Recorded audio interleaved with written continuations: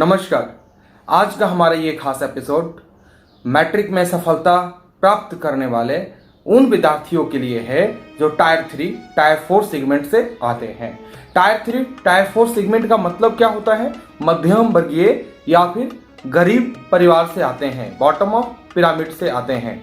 अच्छा, तो इन विद्यार्थियों को जो इन श्रेणी से आते हैं, इन्हें आगे का सफर काफी कठिनाइयों के साथ तय करना है। सीमित संसाधन होते हैं, वातावरण अनुकूल नहीं होता है, तो प्रतिकूल वातावरण में वो कैसे आगे बढ़ेंगे, आज हम उनका मार्गदर्शन इन्हीं बिंदुओं पे करेंगे।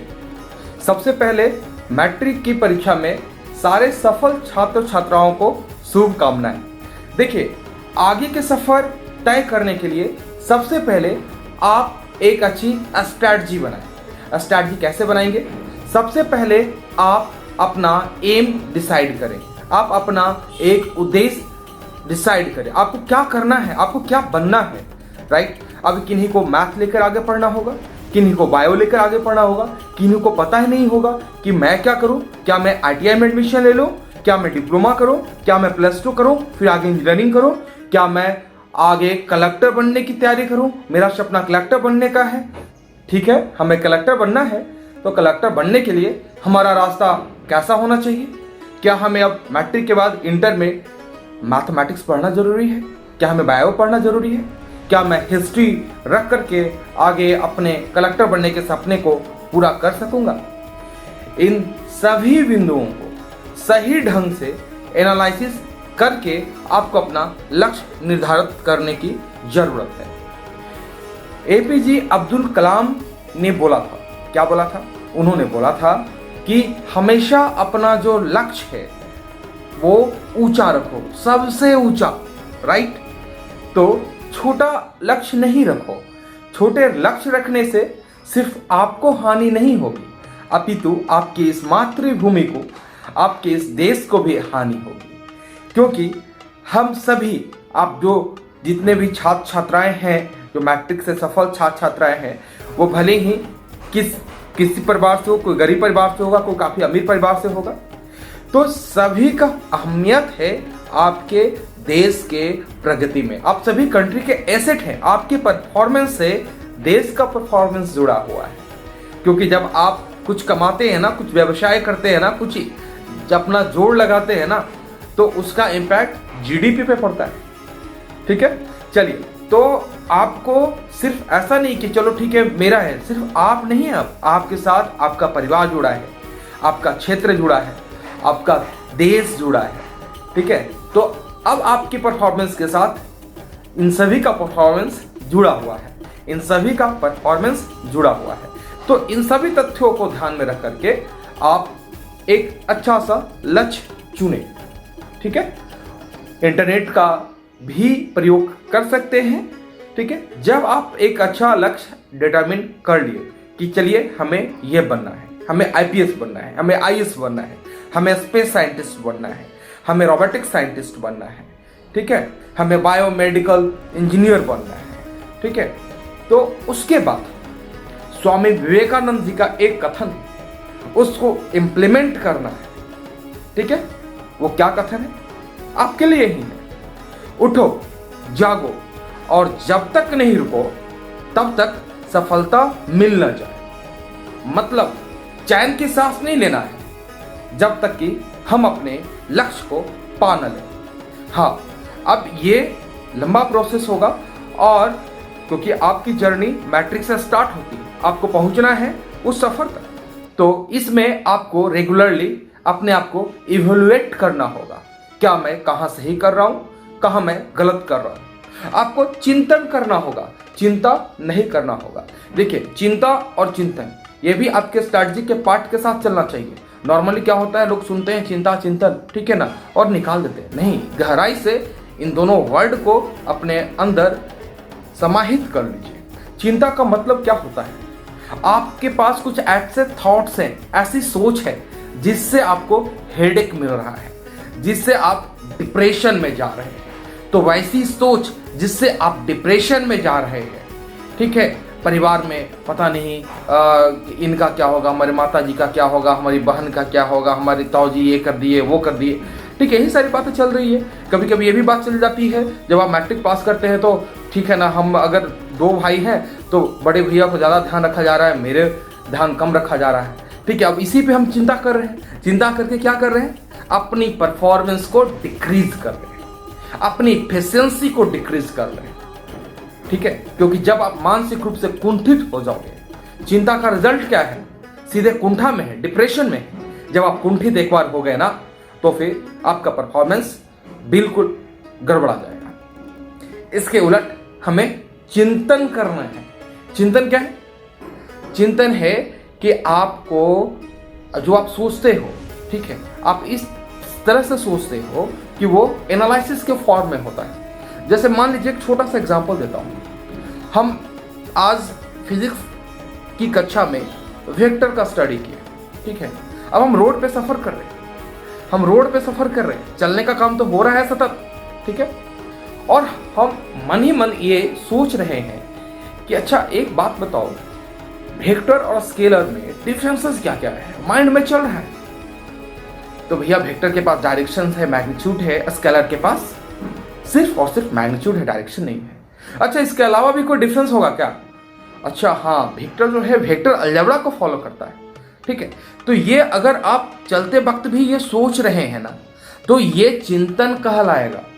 और इस चिंतन से आपका कॉन्सेप्ट जबरदस्त होगा। और चिंतन होना चाहिए, क्योंकि बहुत सारा समय, बहुत सारा उपयोगी समय आप वेस्ट कर देते हैं चिंता में, फालतू के सब्जेक्ट को दिमाग पे रख करके चलाते चलाते आप दिमाग की एफिशिएंसी को भी डिक्रीज कर रहे हैं। हाँ, तो इसके जगह पे आपको चिंतन करना है। मान लीजिए आप दोस्त के साथ सैर पे हैं, बातचीत भी चल रहा है, ठीक है। और अगर आप हिस्ट्री के छात्र हैं, ठीक है, तो याद किया अच्छा हमने पढ़ा था मेसोपोटामिया के बारे में, तो मेसोपोटामिया की जो पहली शासिका थी वो कौन थी? मैडम हाथशेप्सुत, ठीक है। 9वीं कक्षा का प्रश्न है ये, ठीक है ना। विश्व की प्रथम महिला शासिका का नाम क्या है? मैडम हाथशेप्सुत, ठीक है। तो आपको इस सोच को दिमाग में लाना है। तो ये जो प्रोसेस है ये क्या होता है, आप एनालिसिस कर रहे हो। यहाँ पे इसका साइड इफेक्ट नहीं पड़ रहा कि आपकी एफिशिएंसी डिक्रीज होगी, ठीक है। आप डिप्रेशन में नहीं जाओगे, क्योंकि ये एनालिसिस का पार्ट है और इसको हम लोग चिंतन कहते हैं, ठीक है। इसको हम लोग चिंतन कहते हैं। तो ये जरूरी है, आप किसी भी सब्जेक्ट को पढ़ें आपको चिंतन करना चाहिए। आप बाथरूम में बैठे हैं, ठीक है, बाथरूम में बैठे हैं, उसमें दिमाग काफी तेज चलता है, तो फालतू के टॉपिक क्यों सोचे? दिमाग तो टॉपिक चलाएगा ना। आप अगर नहीं चलाओगे तो वो कुछ अपनी तरफ से चलाएगा, तो उसको क्यों चलाने दें, ठीक है। हम कुछ स्पेसिफिक टॉपिक जो हमारे कैरियर से जुड़ा है, जो हमारे सब्जेक्ट से जुड़ा है, हम उसको सोचेंगे, ठीक है। और आप देखिएगा जो बोला जाता है कि वो लड़का तो 2 घंटे पढ़ाई करता है, 1 घंटा पढ़ाई करता है, लेकिन बड़ा अव्वल आता है, पता नहीं क्या जादू करता है। वो यही करता है, ठीक है, कि वो 1 घंटे तो पढ़ रहा है लेकिन उसका चिंतन रेगुलरली चल रहा है। आपको लग रहा है कि भैया वो रोड पे टहल रहा है, ठीक है, वो गाने सुन रहा है, लेकिन उसके अंदर चिंतन का प्रोसेस चल रहा है। और जैसे जैसे आपका ये चिंतन का प्रोसेस चलेगा, आपका कॉन्सेप्ट तगड़ा होगा। यकीन मानिए, आपका कॉन्सेप्ट इतना तगड़ा हो जाएगा कि सामने वाला आपको इवेल्युएट नहीं कर पाएगा। जब आप सब्जेक्ट पे बोलना स्टार्ट करेंगे, जब आप फिजिक्स के प्रॉब्लम्स बनाना स्टार्ट करेंगे, जब मैथमेटिक्स के प्रॉब्लम बनाना स्टार्ट करेंगे, आपका कॉन्सेप्ट क्लियर है तो आप बनाएंगे, सटीक बनाएंगे, तो लोग अचंभित हो जाएंगे, ठीक है। अच्छा, आपको अपने शब्दों का ध्यान रखना है। स्वामी विवेकानंद जी ने बोला, जब भी हम कोई शब्द बोलते हैं तो उसका वजन होना चाहिए। मतलब पहले उसको हम इवैल्यूएट कर दें कि इस शब्द से अगला जो है वो चोटित तो नहीं हो जाएगा। चोटित का मतलब कि उसे तकलीफ तो नहीं लगेगा, ठीक है। हाँ, वो फालतू के व्यर्थ शब्द तो नहीं है। उस शब्द का वैल्यू क्या है? क्योंकि अभी क्या है, आपका माइंड प्रोसेस कर रहा है, राइट। तो आपका आउटपुट कहाँ से जनरेट हो रहा है? आपके मौत से जनरेट हो रहा है, राइट। तो हम जो भी बोले वो वैल्यूएबल चीज होना चाहिए, फैक्ट होना चाहिए, ठीक है, फूहड़पन नहीं होना चाहिए। ठीक है। तो और इसी से आपका इमेज बनता जाएगा। इमेज बनाने पे भी फोकस करना है। होता क्या है कि खासकर बिहार यूपी के जो बच्चे हैं, आपने मैट्रिक की परीक्षा पास कर ली, अब आप में सबसे बड़ी कमी क्या रह जाती है? आपने सबसे बड़ी कमी रह जाती है कॉन्फिडेंस का, ठीक है। अगला जो है आपका वैल्यू नहीं करता, बोलता है इसका तो कोई पता नहीं क्या है ना, आपको देख के, जबकि आपके अंदर काफ़ी अच्छा नॉलेज होता है, ठीक है, लेकिन फिर भी अगला आपको वैल्यू नहीं देता है, ठीक है, क्योंकि आपका इमेज वैसा है, आपके अंदर कॉन्फिडेंस नहीं है, आपके अंदर कॉन्फिडेंस का अभाव है, आपके अंदर इंग्लिश का अभाव है, आप इंग्लिश सही ढंग से बोल नहीं पाते, आप एक्सप्रेस नहीं करते, आप घबरा जाते। तो इन सब चीज़ों से आप चिंतन करेंगे, आपके अंदर कॉन्फिडेंस बिल्डअप होगा, ठीक है। आप वर्ड का, शब्द का अहमियत रखेंगे तो आपकी वैल्यू, जो आपकी चारों तरफ की परिधि है, आपकी चारों तरफ की जो वातावरण है, उसमें हर एक बंदा आपको धीरे धीरे ही वैल्यू देना स्टार्ट कर देगा, बोलेगा नहीं वो जो भी बोलते हैं सटीक बोलते हैं। तो आपका एक इमेज क्रिएशन होगा, ठीक है। एक इमेज क्रिएशन करना बहुत जरूरी है, ठीक है। जैसा आप सोचेंगे, जैसा आप अपने आप को बिल्ड करना चाहेंगे, ठीक है, वैसा ही आपका पर्सनालिटी बिल्डअप हो जाएगा, ठीक है। आपकी चेहरे से एक अलग ही छवि प्रतीत होगी, ठीक है। चलिए, तो हमें इन्वायरमेंट पे भी ध्यान देना है कि हमारे आसपास के, हमारे परिवेश के जो लोग हैं वो कैसे हैं, हमारा संसर्ग किन से है। अगर हमारा संसर्ग किसी गलत निगेटिव एलिमेंट के लोगों से है तो उसका इम्पैक्ट हमें पड़ेगा। अब सिंपल सा चीज़ है, ठीक है, कि आपने कुछ पॉजिटिव वर्क किया और आपने कुछ निगेटिव वर्क किया, तो पॉजिटिव से निगेटिव तो डिक्रीज ही हो जाएगा ना, ठीक है। आपने 4 पैसे आपके पैकेट में हैं, आपने 2 पैसे खर्च कर दिए तो आपके पास 2 ही पैसे बचेंगे। तो आप अपने ग्रुप में उन्हीं लोगों को रखिए जो लोग आपके, जो आपका उद्देश्य है, जो आपका लक्ष्य है, ठीक है, उसमें उस लक्ष्य को प्राप्त करने के लिए आपका सहयोग करने वाले हैं, ठीक है। तो गलत एलिमेंट के लोगों से दूरी बना करके रखिए। अगर आपका ग्रुप अच्छा होगा तो आपकी पढ़ाई भी काफ़ी अच्छी होगी। आपको आज के परिवेश में, आज के वर्तमान परिस्थिति में किसी कोचिंग इंस्टीट्यूट की कोई ज़रूरत नहीं। अगर कोई बोलता है कि बिना कोचिंग के पढ़ाई नहीं हो सकता, बिना ट्यूशन के पढ़ाई नहीं हो सकता, तो बिल्कुल गलत बोलता है। एग्जाम्पल के तौर पे मैं गया के उन विद्यार्थियों का जिक्र करना चाहूँगा जो विद्यार्थी गांव में सामूहिक रूप से अध्ययन करते हैं, पढ़ाई करते हैं, और प्रत्येक साल IIT में वहाँ उस गांव से बच्चों का चयन होता है। वो विद्यार्थी गांव के विद्यार्थी, वो किसी कोचिंग में नहीं जाते, वो किसी ट्यूशन सेंटर में नहीं जाते। देखिए, अगर आपका कॉन्सेप्ट क्लियर होता जाता है और आप सिर्फ सेल्फ स्टडी ही करते हैं तो आपके लिए वो सबसे बेहतर है। और तथ्यों को समझने के लिए आज के परिवेश में इंटरनेट सबसे सुगम मार्ग है, क्योंकि पहले ही जिक्र किया था कि ये जो हमारा एपिसोड है खासकर टायर 3, टायर 4 के बच्चों के लिए है। तो मतलब मध्यम वर्गीय और गरीब, दलित, पिछड़े, आर्थिक रूप से पिछड़े बच्चों के लिए है। तो देखिए, आप व्यर्थ के पैसे को क्यों बर्बाद कीजिएगा, ठीक है, मैं इसको प्रूफ भी करूंगा। तो आप अपने क्षमता को, चाहे वो आर्थिक क्षमता हो, चाहे आपकी बौद्धिक क्षमता हो, उसको सही ढंग से उसको यूज करना है और अपने परफॉर्मेंस, अपनी एफिशिएंसी को बढ़ाना है, ठीक है। तो आप सेल्फ स्टडी कीजिए ना 4 घंटे। आपको कहीं किसी सब्जेक्ट में दिक्कत होती है तो आज के डेट में सारा इंफॉर्मेशन इंटरनेट पे मौजूद है और फ्री में मौजूद है, ठीक है। तो मान लीजिए आपने एक छोटा सा पैक कोई जियो का रिचार्ज करवा लिया, आप इंटरनेट के माध्यम से आपका जो भी सब्जेक्ट पे दिक्कत है आप वहां से क्लियरेंस ले सकते हैं, और एक से एक अच्छे टीचर का गाइडेंस इंटरनेट पे मुफ्त में उपलब्ध है। तो आपको किसी कोचिंग को ज्वाइन करने की जरूरत नहीं है। मैं एग्जाम्पल दूंगा, बिहार के टॉपर जो हमारे बच्चे हैं इस बार मैट्रिक परीक्षा के, हिमांशु फर्स्ट रैंक है, 96.20% आया है उस बच्चे का। टोटल 14,94,071 बच्चों ने एग्जामिनेशन दिया था और 80.59% बच्चे जो हैं वो सफल हुए इस परीक्षा में। पिछले 3-4 सालों में ये सबसे बेहतर रिजल्ट बिहार का माना जाता है। और ये जो बच्चे हैं ये गरीब किसान के बच्चे हैं, ठीक है। ऐसा इतना अच्छा रिजल्ट क्यों हुआ और ये गरीब किसान के बच्चे क्यों प्रथम श्रेणी और तृतीय श्रेणी द्वितीय श्रेणी ला रहे हैं? क्यों? क्योंकि सरकार ने इस बार उचित वातावरण, उचित सारा जो सिस्टम है उसको सही ढंग से व्यवस्थित कर किया, ठीक है। अभी देखिए, फोकस करने वाली बात यह है कि पटना के बहुत अच्छे संस्थान जो अपने आप को दावा करती है कि हमारे बच्चे ज्वाइन करते ही सीधे IIT में पहुंच जाते हैं। मेंटर, विजन क्लासेस, सेम बच्चा है हमारा, हिमांशु है, जूली है, 3rd रैंक। ये दोनों संस्थान ये घोषणा कर रहे हैं कि इन दोनों बच्चों ने, सिर्फ इन दोनों बच्चों ने नहीं, और भी जो बच्चे हैं जो रैंकर्स हैं, इन्होंने इनके यहाँ ट्यूशंस लिया, इनके कोचिंग्स को ज्वाइन किया। ऐसा कैसे हो सकता है कि वो बच्चा जो हमारा सासाराम का हो, वो जो बच्चा हमारा रोहतास का हो, वो एक ही साथ पटना के 2 कोचिंग्स में शिक्षा ग्रहण कर रहा हो? पॉसिबल है क्या? लगता है आपको? मुझे तो नहीं लगता। तो इन कोचिंग वालों के झांसे में नहीं आना है,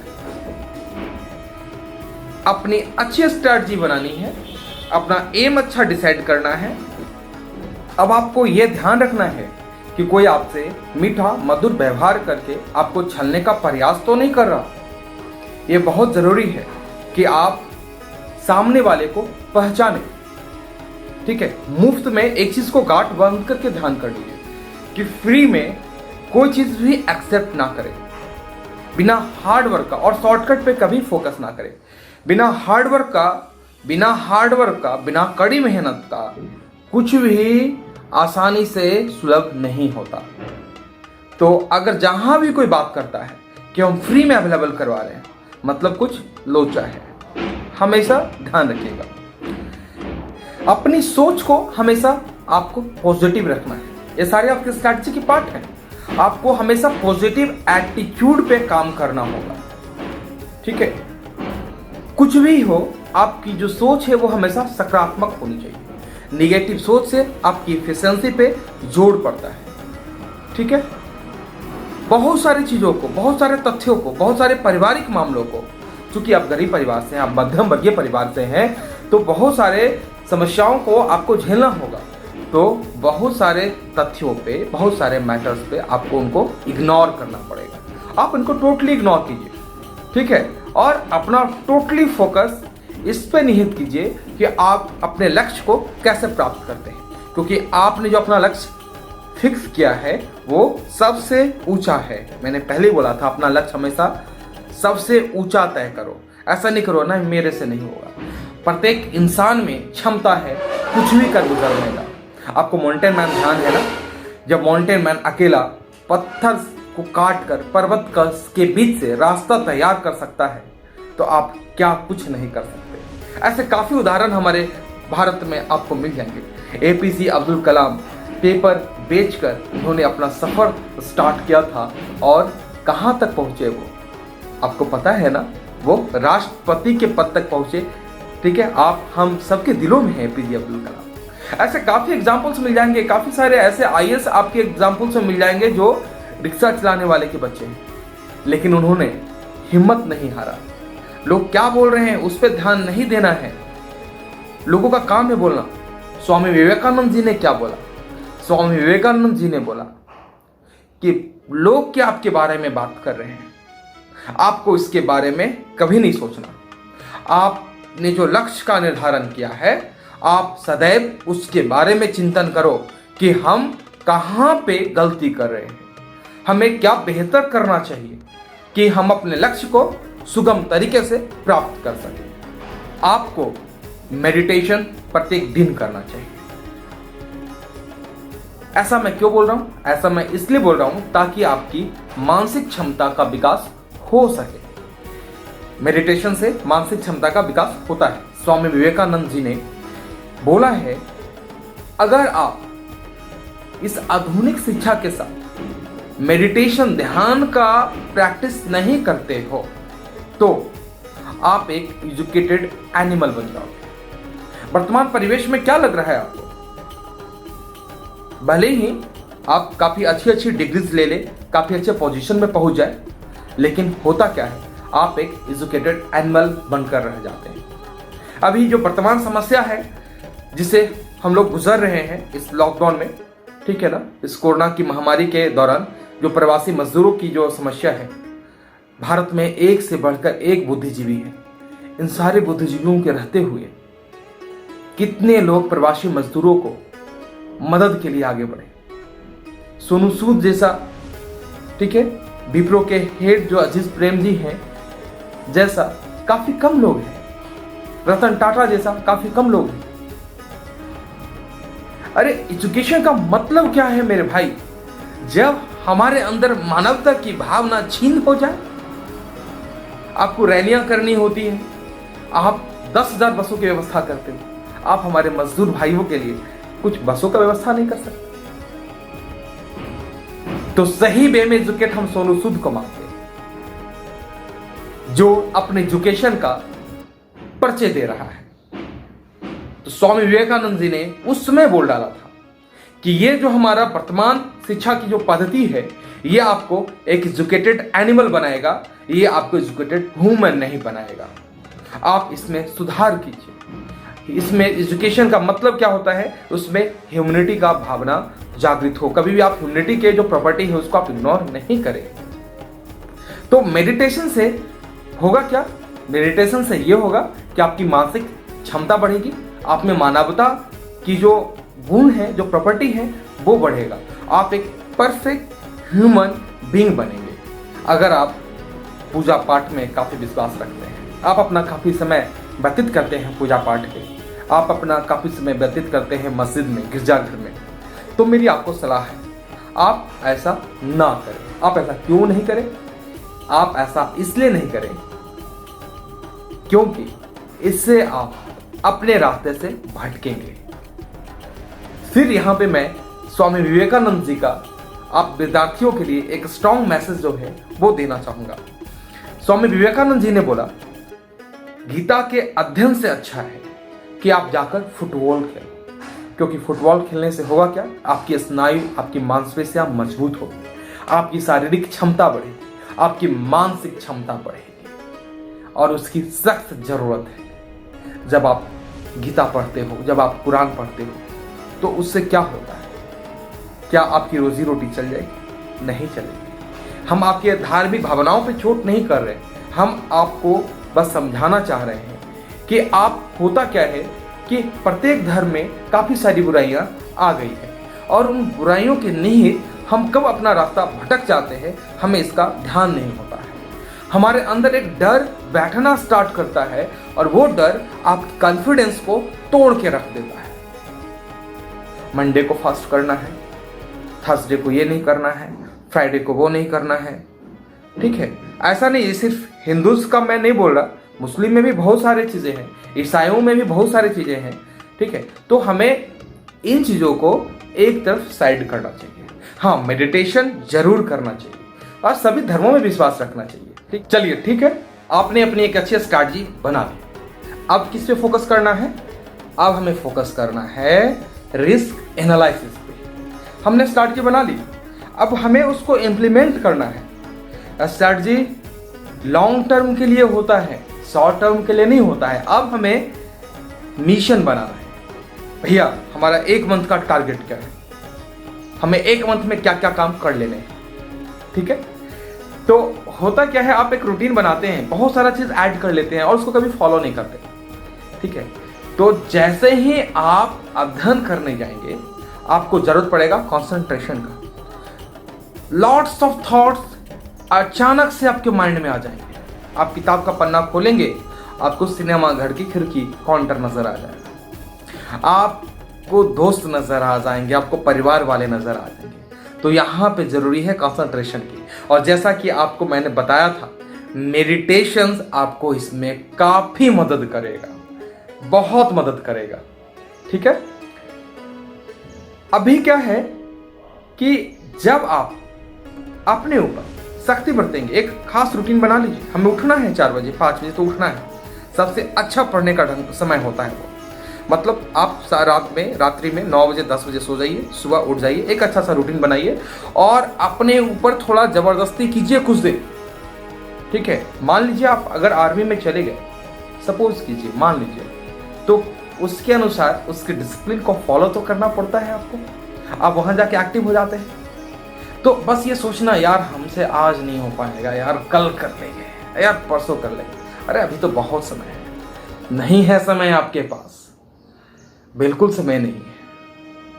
आप कभी सोचे हैं? आप इसका भी चिंतन कीजिएगा। एवरेज ह्यूमन लाइफ क्या होता है? पहले कम था, थोड़ा अभी बढ़ गया है, 70-75 ईयर्स के आसपास हो गए। आप मैट्रिक पास किए हैं, आपका अभी का वर्तमान एज क्या है? 14-15 यही होगा। अभी आपको अपने लक्ष्य को प्राप्त करने के लिए कितना समय है? कितने लोग तैयारी कर रहे हैं? उसमें आपको अव्वल आना है। अगर आप थोड़ी भी चूक करेंगे तो क्या होगा? एक अच्छा सा उदाहरण देता हूं। एक बड़ा सा समुद्री जहाज समुद्र में जा रहा होता है, उसमें एक छोटा सा सुई के बराबर छेद हो जाता है तलहटी में। क्या होगा? क्या वो जहाज जा पाएगा? वो जहाज डूब जाएगा। तो हमें आइडेंटिफाई करना है हर उस बिग एलिमेंट को। आलस एक बिग एलिमेंट है, उस पर हथौड़े मारने हैं। और रेगुलर अभ्यास से होगा क्या? होगा ये कि जितनी भी ये जो रुकावटें हैं, जो बाधाएं हैं, वो सब धीरे धीरे दूर होना स्टार्ट होगी। और जिस समय हमने एक अच्छा सा रूटीन फॉलो कर लिया और सेल्फ स्टडी अच्छी हो गई हमारी, तो हमारा जो टारगेट हम फिक्स कर रहे हैं उसको हम लोग पूरा करेंगे। ठीक है, चलिए रिस्क की बात कर रहे हैं। कहां कहां से हमें खतरा है, कहां कहां से हम गड़बड़ाते हैं। ने इंटरनेट खोला, इंटरनेट खोलते ही कुछ गंदी चीजें आ गई, कुछ फालतू चीजें आ गई, कुछ बकवास चीजें आ गई। तो आपको भाई बचना है। दूसरा, प्रबल जो आपका शत्रु है आज के डेट में इंटरनेट है। अच्छी चीज भी है, नॉलेज का भंडार है, तो बुराई का भी भंडार है। अब आप जाते किस ओर हैं ये आपके ऊपर है। आपको लगेगा बस थोड़ा सा, लेकिन वो बस थोड़ा सा नहीं होता है। जैसे ही वो थोड़ा सा आपके माइंड में जाता है तो वो अपना एक स्पेस ले लेता है। फिर जब भी आप इंटरनेट खोलेंगे तो फिर आपको दोबारा इन्वोक करेगा, आपको बोलेगा भाई एक बार देख लो। फिर लगेगा चलो यार आज एक बार देख लेते हैं क्या जाता है। ये जो क्या जाता है ना, ये सतत चलता रहता है। कब आप एडिक्टेड हो जाते हैं गलत चीज़ों के, ये पता नहीं चल पाता। तो आपको इस पे ध्यान रखना है। तीसरा हमारा रिस्क फैक्टर क्या है? हमारा बिहेवियर। हम अपना बिहेवियर इस ढंग से बनाएं, गलत चीज़ों को, जो गलत लोग हैं कुछ कमेंट भी करें तो उनको इग्नोर करना है, नेग्लेक्ट करना है। अपने पेरेंट्स से भी अच्छे ढंग से बात करना है। हो सकता है उनका कोई सजेशन अच्छा ना हो, लेकिन उसको सही ढंग से उनको जवाब देना है। अब चूंकि आप मध्यम वर्ग से हैं, आप गरीब परिवार के बच्चे हैं, आपका सफर तो आसान है नहीं। फिनेंशियल प्रॉब्लम आ गई, घर से बाबूजी ने पैसे नहीं भेजे, आप क्या करेंगे? क्या आप हताश हो जाएंगे?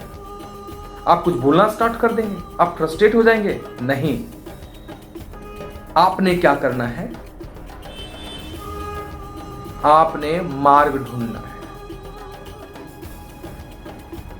मैं ऐसे कई लोगों को जानता हूं जो मेरे साथ +2 में थे, जिनके पेरेंट्स ने अभाव के कारण पैसा देना बंद कर दिया। इन पटना की सड़कों पे वो बच्चे जो मेरे साथ ही हुआ करते थे, अखबार बेचना स्टार्ट किए। और आज खुशी होता है, आज गर्व होता है कि वो बंदा जो है आज बैंक में अच्छी नौकरी कर रहा है। तो आप अपने अनुसार 2 घंटे 4 घंटे का कोई काम देख लीजिए। सबसे पहले प्रायोरिटी क्या होनी चाहिए? क्योंकि आप विद्यार्थी हैं, इसलिए आप ट्यूशन देना स्टार्ट कीजिए। आप ऑफलाइन भी ट्यूशन दे सकते हैं, आप ऑनलाइन भी ट्यूशन दे सकते हैं, है ना?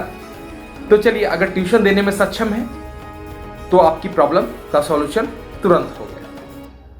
दूसरा, अगर काफ़ी रस्ट कंडीशन है, अभी उस लेवल पे नहीं है कि हम किसी को पढ़ा भी सके और अपने को पढ़ना भी है, तो कोई वैसा कार्य देखिए जो कि 2-3 घंटे का हो और उससे हमारा इनकम इतना आ जाए जिससे हमारा कार्य चल जाए।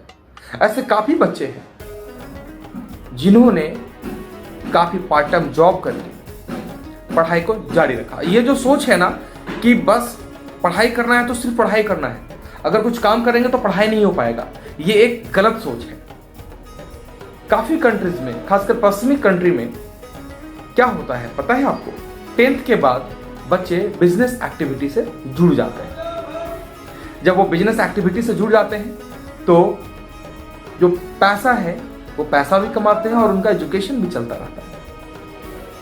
आप क्यों नहीं कर सकते? बस सोचने का और अपने आप को डिसिप्लिन में रखने का जरूरत है। कभी कभी किसी पॉइंट को लेकर के आप डिप्रेस हो सकते हैं, तो जब भी डिप्रेस हो तो अच्छे पुस्तक को पढ़ें। स्वामी विवेकानंद जी के पुस्तक को पढ़िए,